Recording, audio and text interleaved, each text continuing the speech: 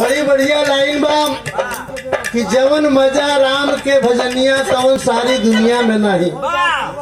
तो दूसर की बात बा कि जवन मजा राम के चटनिया, तो जवन मजा राम के चटनिया तवन सोवा धनिया में नहीं।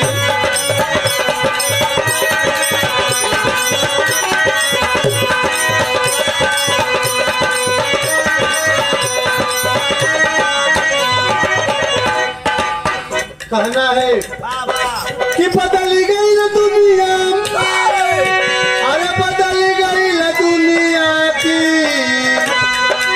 कितना बदल गई दुनिया।